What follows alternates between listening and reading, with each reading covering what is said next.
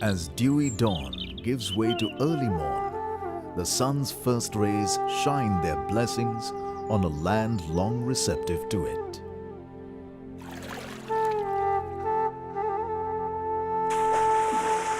Over the eons, searchers of truth and seekers of the divine have found inspiration and encouragement here. For in India, there are books in running brooks, sermons in stones, and good in everything. This land of the starkest contrasts celebrates many truths and multiple routes to them. Daybreak is not just the time to wake, but a chance to rise, to salute the sun and celebrate the divine. And so yogis of all castes and creeds unite body and mind, spirit and soul through the ancient discipline of yoga that's taken the world by storm. Connecting the inner self to a cosmic consciousness starts young in India.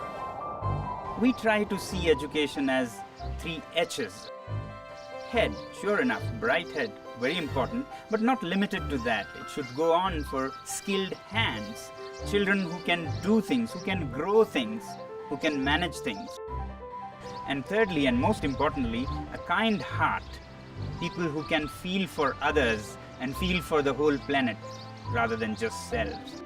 Pioneering the idea of education with experience is Sekmol Eco School, whose location in the fragile cold deserts of Ladakh informs every aspect of school life.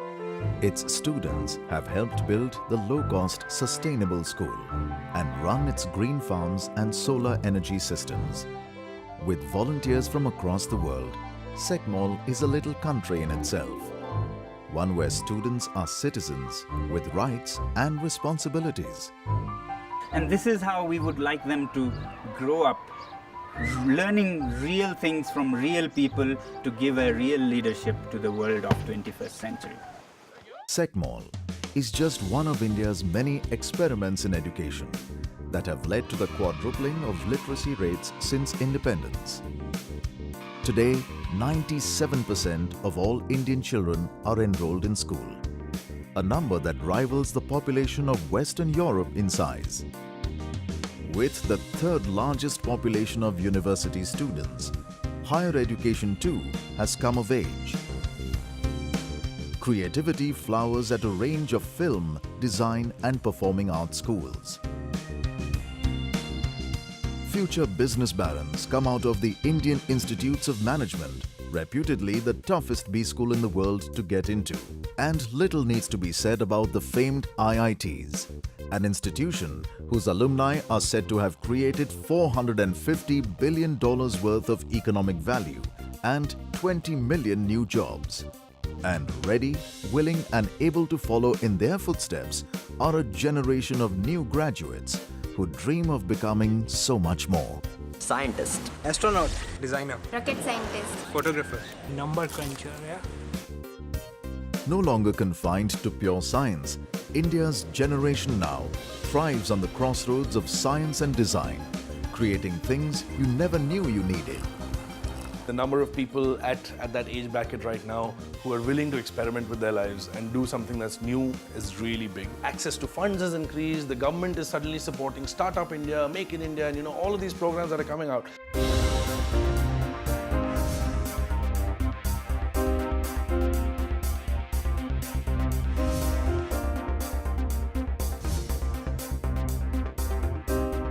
There's never been a better time to start up. And I think India is at a point where the system will actually give way to a bigger ecosystem of starting up and building great companies. Following in the path blazed by Indian giants like Tata, Reliance, Infosys and Wipro, a generation of engineers and entrepreneurs are creating companies that are taking the world by storm. New Delhi-based restaurant review startup Zomato has expanded to 62 million users in 23 countries. Like them, Bangalore-based Ola's taxi app has seen phenomenal growth, delivering real-world services and benefits to users and entrepreneurs.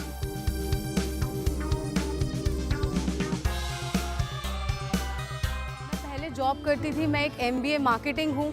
मैं हमेशा सोचती थी कि मैं अपना खुद का कुछ काम करना चाहती हूँ। सबसे पहले तो सबने ये बोला कि ये मेरे लिए पॉसिबल नहीं है, बिकॉज आप 3 गाड़ियाँ कैसे संभालोगे, a lady can't be out for the day. It feels really good to have my own cars. मुझे किसी के ऊपर डिपेंड होने की ज़रूरत नहीं है पैसों के लिए।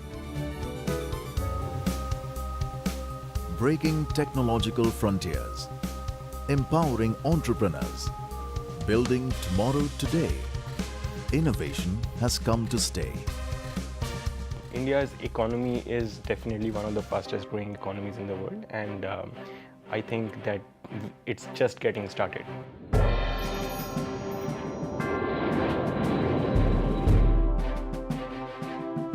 Surging, speeding, streaking ahead, India, the world's 7th largest economy, is also its fastest growing large economy. We are no longer a country of snake charmers and elephants and things like that. We are rapidly moving into a very modern India. Supporting this growth is a massive investment in infrastructure. Whether it's the world's first solar-powered airport or its largest elevated metro, the highest rail bridge, or 100 smart cities, infrastructure allows the benefits of development to reach everyone. India today also has the 2nd largest telecommunications network and the 3rd largest internet user base in the world. As the nation heads towards a cashless society, e-wallet services like Paytm are helping bridge the urban-rural divide and setting the stage for a nationwide digital revolution. It's a lot of change, and you can see it on the ground. You can see today the consumption patterns have changed. You know, the number of credit cards, the number of mobile phones, the number of automobiles, all of that is going through a huge surge in the economy. With growth fueled by domestic consumption, India's success story has proven largely immune to global downturns. Today, homegrown giants in the fields of iron and steel, oil exploration, shipping, automobiles, telecom and electronics have become global players. This new strength in high-value manufacturing, combined with a booming service sector and excellence in traditional industries like textiles, leather, jewelry and handicrafts, is the hallmark of a highly diversified economy that will become the world's 3rd largest by 2050.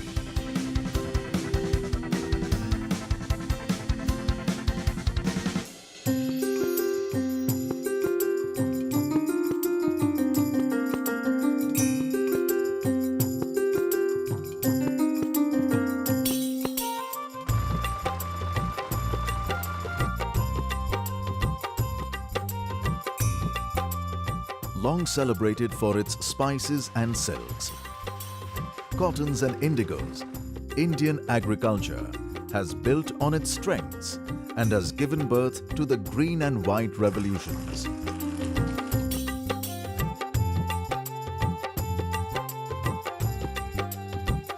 One of the largest producers of agricultural products in the world, Indian farmers are now constantly striving to go green and grow organic. कुदरती खेती देखी सी छोटा बच्चा हमने हमारे माँ बाप करते थे ना, तो उसमें बाजार की ज़रूरत नहीं पड़ती थी, सारा सब कुछ ही अपना होता था। तो खाद नहीं डालते थे, कीटनाशक आता ही नहीं था और बीज अपना होता था। हमारे मन में आए हम भी ऐसी खेती शुरू करेंगे, किसी की ज़रूरत ना पड़े हमको। ऑर्गेनिक जो खेती है ये तो ये सफल खेती है, क्योंकि इसका इतिहास है 10,000 साल का, रासायनिक खेती का इतिहास है 40 साल का। हम 10,000 साल को छम नहीं। Matching the yields from conventional farming while giving the earth the nurturing it gets from traditional farming is no easy task. Luckily, these farmers have some very special help. जब हम खेत से जुड़ते हैं ना, तब खेत की मिट्टी बात करती है हमारे से, खेत का पौधा बात करता है, बीज बताता है कि कब लगाना है हमको, कहाँ लगाना है, ये सभी ज्ञान खेत से आ जाते हैं, यूनिवर्सिटी की जरूरत नहीं पड़ती है। जब ये खेती करते हैं सर्वत्र का भला हो जाता है। भारत में कृषि जीवन शैली है। भारत में कृषि आजीविका की बात है, पैसा कमाने वाली बात नहीं है। इसीलिए किसान जब बीज डालता था वो पक्षियों के लिए, चींटियों के लिए, राहगीरों के लिए, अतिथियों के लिए, अज्ञात लोगों के लिए, सबके लिए बीज डालता था। इसीलिए भगवान का स्वरूप माना गया था किसान। Turning mud and manure into green gold is a labor of love, a farmer's gift of fresh harvests and delicious meals. Life in India is a celebration of the simple made sublime. And so, a midday meal here isn't just a pit stop to rest and refuel, but a chance to connect to centuries long gone and cultures going strong.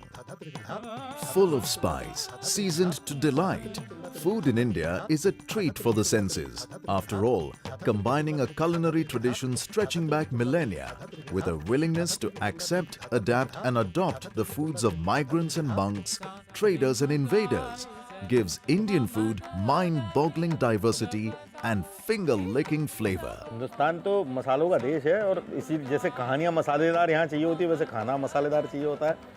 और कोई भी चीज़ होती है वो अति पे चाहिए होती है। अगर मीठा है तो बहुत मीठा चाहिए होता है, तीखा है तो आंखों में से पानी निकालने वाला तीखा चाहिए होता है। पूरी दुनिया है जो है वो जीने के लिए खाना खाती है और हिंदुस्तानी जो है वो खाने के लिए जीते हैं। With nearly 20 regional food traditions and countless local variations, food in India is an endless permutation of flavor and texture. You see that in the Indian thali, there are different dishes being served to you. A new dish emerges every day. It's put in different cups. You can decide what you want to eat. You can decide what you don't want to eat. You can then mix it to your own needs so that while the plate is standardized for all of us, the experience of eating and what you actually taste is highly, highly customized.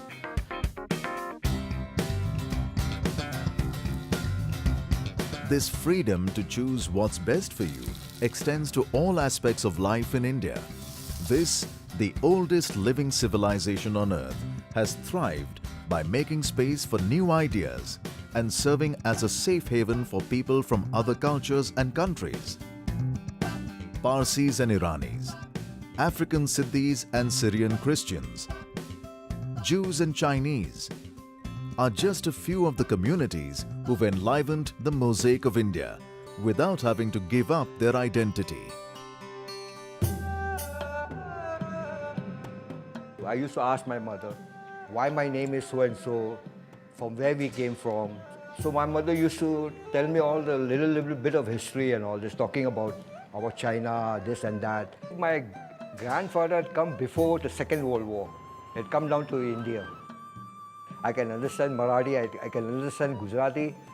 So like that, I got a lot of friends in different walks of life. India is a country of God because this land is very holy. So that's why we say food, egg. It's a land of God.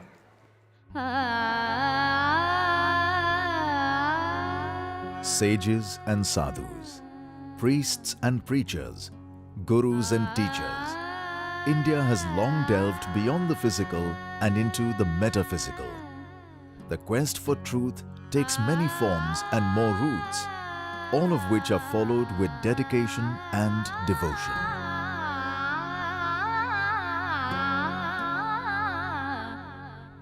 And this bewildering array of religion gives India one of its most beloved traditions, festivals. Whether it's painting the earth in colors of the rainbow at Holi or lighting the Diwali night with starlight, remembering the Guru or celebrating the Prophet, no religion has a monopoly on festivity. For after all, joy is the birthright of every community. There are many Hinduisms in India, there are many Islams in India, there are many Christianities in India. It's a complex diversity. The diversity is in politics, in economics, in language, in customs, in religious faith, in beliefs. This complexity, nobody can even comprehend. Out of the depths of complexity spring simple, sublime truths.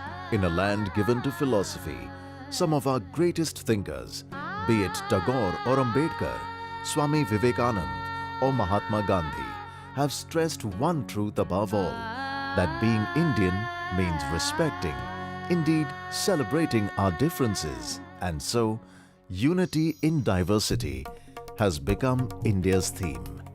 With nearly 800 languages spoken, all the world's major religions represented, citizens that comprise both ancient tribes and people surfing the information superhighway, the Indian instinct is not to homogenize, but to allow space for all.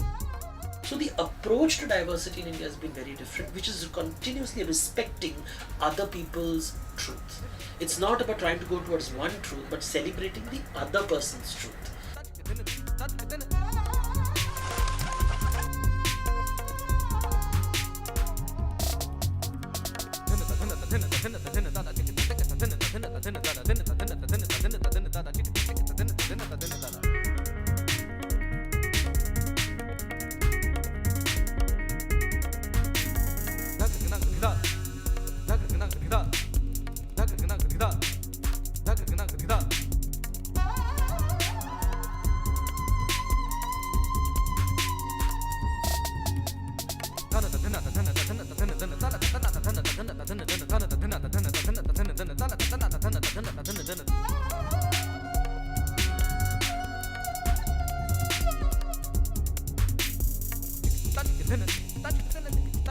In a land where the taste of water is said to change every 3 kilometers and the dialect every 20, where faces change and races mingle, the only way to run a country is to give everyone a voice and a stake in running it. India's elections, the world's largest, are an incredible logistical exercise undertaken by more than 11 million workers, backed by electronic voter machines and indelible ink. In a world where 3 billion people are denied the vote and a third of all countries are autocratic, the exuberance of 1 billion Indians going out to vote is both inspirational and infectious. मतदान करना अधिकार है। पहले न पढ़ होते थे, बाहर इतने निकल नहीं पाते थे। अब तो देश में लिखे पढ़े हैं, सब बाहर निकल के ही पता लगेगा। इसलिए जो मतदान है वो हमारा अधिकार है। हम अपनी खुशी से मतदान करेंगे।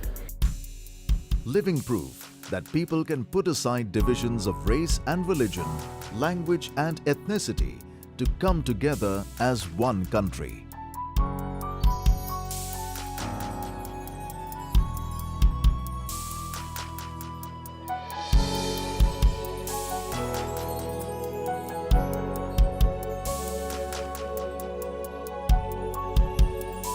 Where centuries collide and history meets legend, where the world unites and nature beckons.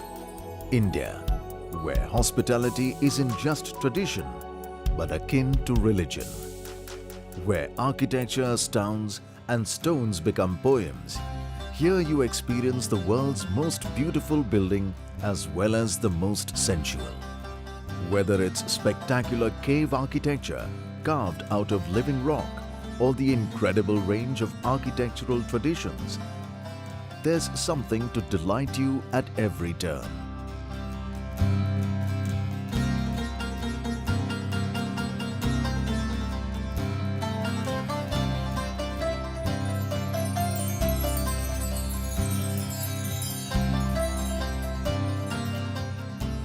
The architecture is second to none. To even imagine that they actually built that stuff with chisel and hammer it's beyond anything I could think of. Incredible, incredible. And I would love to come back to India because we only got to do a little bit of New Delhi, a little bit of Kashmir. I know there's a whole world of India out there ready for us to explore.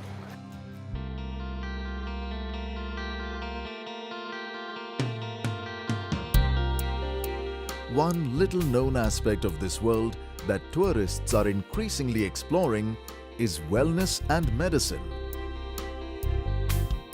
Whether it's the holistic healing of Ayurveda, the oldest known medicinal system in the world, or its high-tech modern counterpart, people from across the globe are flocking to India.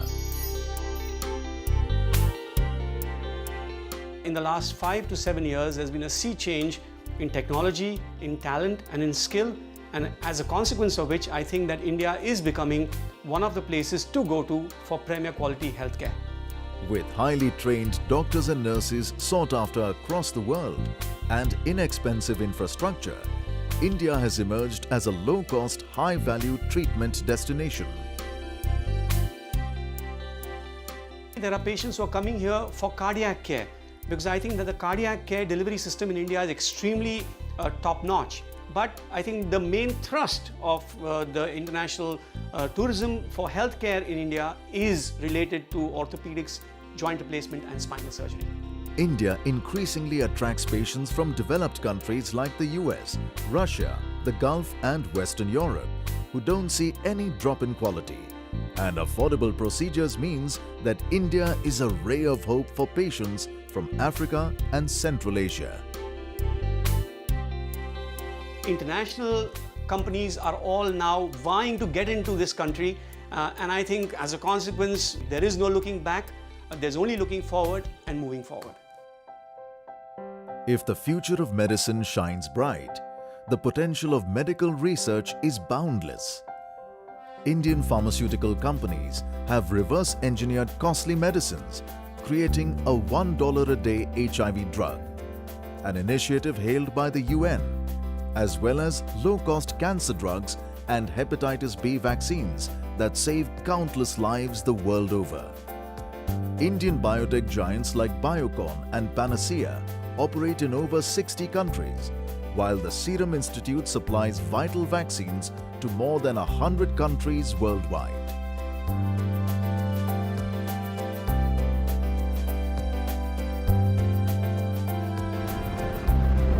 Striving for the stars and getting there is also the hallmark of ISRO, India's space research organization.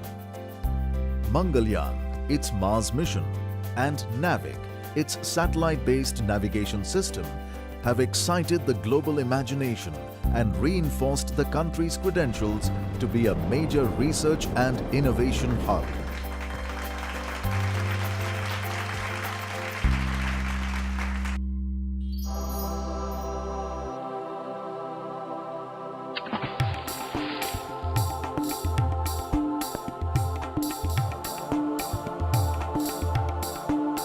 As the sun sets and the stars rise, a generation of Indians come out to celebrate in a million ways.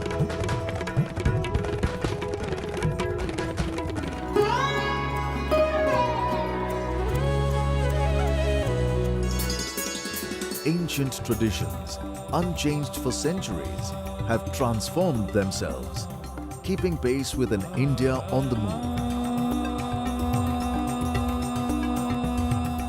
With 12 classical and 24 folk traditions, dance in India is primarily a retelling of epics and myths, stories and legends. In India, all our understanding of our culture comes from the oral traditions. Tradition has been passed on from generation to generation through stories and through songs. And that's primarily the source of Indian culture.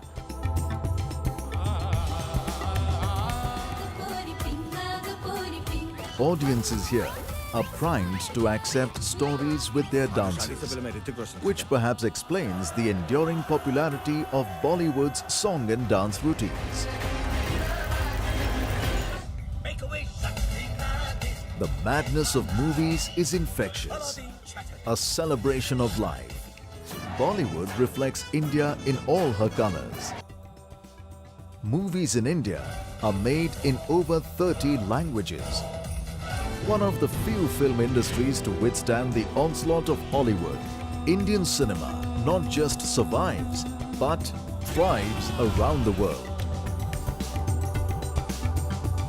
In a land where even time repeats itself, day's break is not day's end, but the rise of a new dawn.